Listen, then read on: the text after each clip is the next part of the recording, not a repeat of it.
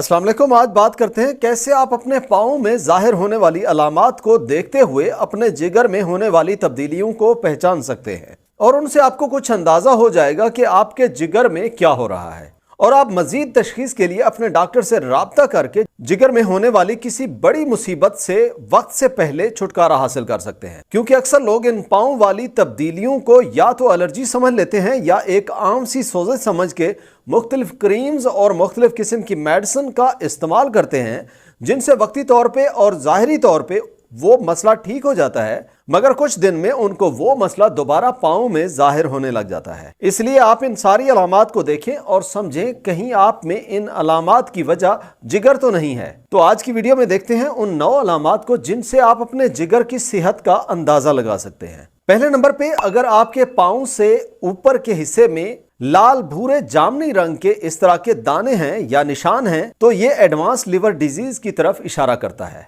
या फिर जो लोग शुगर के मर्ज का शिकार हैं, जिनमें आम तौर पे जिगर में मसला रहता है, तो उनमें ये अलामात जाहिर हो सकती हैं। इस तरह के निशान या डार्ट्स बुनियादी तौर पे इसलिए होते हैं क्योंकि खून में प्लेटलेट्स की तादाद कम हो जाती है। वो इसलिए होती है क्योंकि जब जिगर खराब होता है तो एक प्रोटीन कम बनती है जिसे थ्रोम्बोपोएटिन कहते हैं, और इसी प्रोटीन की कमी से बोन मैरो से प्लेटलेट्स कम बनते हैं और इनके कम होने से खून सही तरह से नहीं जमता और वहां मौजूद छोटी छोटी कैपिलरीज और खून की नालियों में ब्लड नजर आना शुरू हो जाता है, जो हमें लाल डार्ट्स की शक्ल में नजर आता है। जिन लोगों में सिरोसिस, हेपेटाइटिस या बहुत ज्यादा फैटी लिवर होता है, उनमें यह मसला ज्यादा होता है और इसी की वजह से जो खून का बहाव है वो भी सही नहीं होता और आपने देखा होगा लोअर लेग्स पे बाल भी खत्म हो जाते हैं। वहां हेयर सही तरह ग्रो नहीं करते क्योंकि सर्कुलेशन सही नहीं होती। ये सारे मसाइल जिगर खराब होने की तरफ इशारा करते हैं।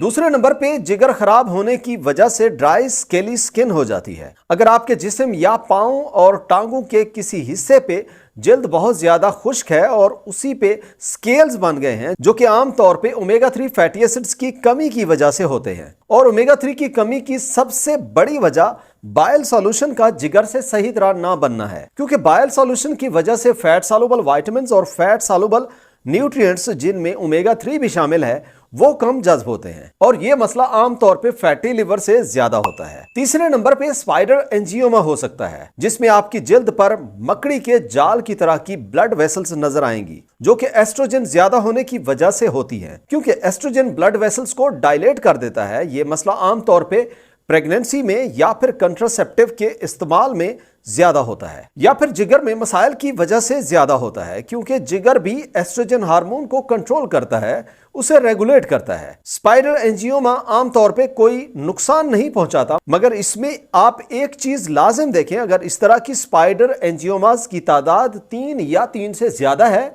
तो जिगर के मसाइल जैसे अल्कोहलिक, हेपेटाइटिस, लिवर सिरोसिस वगैरह हो सकते हैं। चौथे नंबर पे, एड़ियों का हर वक्त फटा रहना है। जिगर खराब होने की वजह से बाज दफा आपकी हील्स के गिर्द स्किन फटी हुई और बहुत ज्यादा खुश्क हो जाती है और उसी फटी हुई जल्द से कई दफा खून भी निकल रहा होता है। ये अलामात आमतौर पे विटामिन B3 की कमी से होती है, क्योंकि विटामिन B3 की वजह से हमारे जिस्म की वो जगह जहां खुलिये डेड हो जाते हैं, वहां पर नए खुलिये बनते हैं, और जब विटामिन B3 कम होता है तो वहां पर क्रैक्ड और डेड सेल जमा हो जाते हैं, और ओमेगा 3 की कमी से भी क्रैक्ड हील हो जाती है, और इन दोनों विटामिन B3 और ओमेगा 3 की कमी जिगर में प्रॉब्लम्स की वजह से होती है। नंबर 5 पे, अगर आपकी जिल्द में खारिश बहुत ज्यादा रहती है, आमतौर पे पाँव और हाथों के तलवों में खारिश रहती है, तो आपके जिगर में कोई मसला हो सकता है। आपके हाथों में और पाँव के तलवे में यह खारिश बगैर किसी रैशेस के होती है, और इस कंडीशन को कोलिस्टेसिस भी कहते हैं,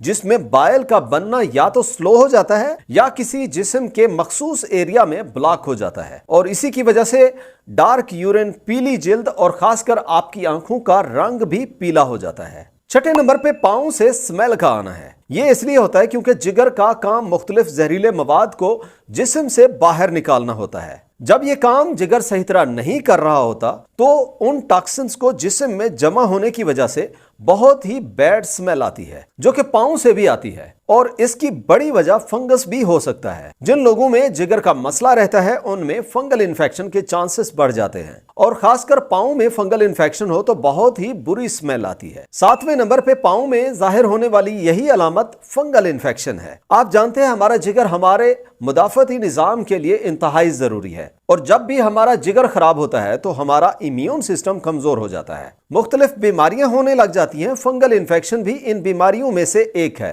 खासकर टोनेल फंगस हो सकता है और इसी वजह से सोजिश भी होती है, और सोजिश की वजह से जिस्म के बाकी जोड़ के अलावा पाँव के जोड़ों में भी दर्द रहता है। बाज दफा कुछ लोगों में एड़ियों में दर्द रहता है जो आम मेडिसिन से ठीक नहीं होता है, वो कभी कभी जिगर की वजह से भी हो सकता है। नंबर 8 पे पिटिंग एडिमा हो सकता है। पिटिंग एडिमा में आपके पाँव या उससे ऊपर के हिस्से में सूजन आ जाती है, जिसे अगर आप अपनी उंगली से दबाते हैं और वो जगह धंस जाती है और फिंगर हटाने से वहां डेंट पड़ जाए तो ये भी लिवर के मसले की तरफ इशारा करता है। या फिर जिन लोगों में किडनी का मसला हो तो उनमें भी पिटिंग एडिमा होता है, और ये जिगर की वजह से इसलिए हो सकता है क्योंकि एक सेहतमंद जिगर का काम मुख्तलिफ प्रोटीन्स का बनाना है, जिससे फ्लूइड बैलेंस मेंटेन रहता है। और जब जिगर में कोई खराबी होती है तो प्रोटीन्स की कमी होती है, और प्रोटीन्स इम्बैलेंस की वजह से फ्लूइड वहां जमा होना शुरू हो जाता है, जिससे सूजन और एडिमा हो जाता है। और ये स्पेशली दाएं साइड की टांग के लोअर पार्ट में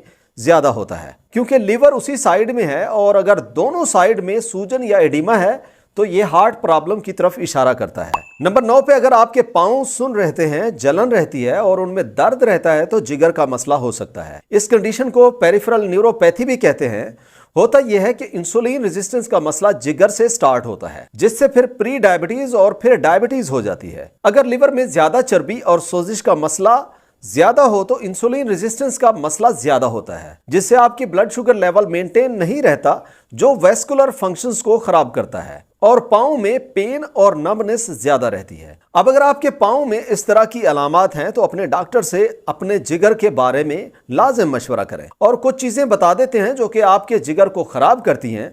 उनसे खुद को बचाएं और अपने डॉक्टर के मशवरे के मुताबिक अपना इलाज भी करवाएं। मिसाल के तौर पर बहुत सारी मेडिसिन है जिनसे आपके जिगर को नुकसान पहुंचता है, आपका लिवर डैमेज हो सकता है। वो इसलिए हो सकता है क्योंकि मेडिसिन के कुछ टॉक्सिक साइड इफेक्ट्स होते हैं, और लिवर का काम उन टॉक्सिक इफेक्ट्स को खत्म करना होता है। इसलिए जरूरी है अगर आपको जिगर का कोई मसला है तो कोई भी मेडिसिन आप इस्तेमाल करते हैं तो अपने डॉक्टर या फार्मासिस्ट से लाजिम मशवरा करें। दूसरी चीज जो जिगर को खराब करती है वो शुगर और रिफाइंड कार्बोहाइड्रेट्स हैं, जिनसे आपके जिगर पे चर्बी ज्यादा होती है और सोजिश होती है। इसलिए मीठा और निशास्ता वाली खुराक का इस्तेमाल एहतियात से करें। तीसरी चीज, कैंड फूड आपके जिगर को खराब कर सकते हैं, कम इस्तेमाल करें। इसके अलावा अल्कोहल का इस्तेमाल ना करें, जंक फूड का इस्तेमाल कम करें, कार्न यानी मकई का इस्तेमाल कम करें, क्योंकि इससे विटामिन बी और ट्रिप्टोफैन कम होता है और जिगर के मसाइल में इजाफा कर सकता है। सेडेंटरी लाइफस्टाइल ना गुजारें, खुद को एक्टिव रखें, रोजाना का 20 मिनट वर्जिश करें। इनसे आप अपने जिगर को सेहतमंद बना सकते हैं। चैनल पे आने का शुक्रिया। अगर वीडियो से आपने कुछ नया सीखा हो तो वीडियो को लाइक और शेयर करना ना भूलिएगा, और चैनल पे पहली दफा आए हैं तो सब्सक्राइब भी करें। मिलते हैं अगली वीडियो में। अल्लाह हाफिज।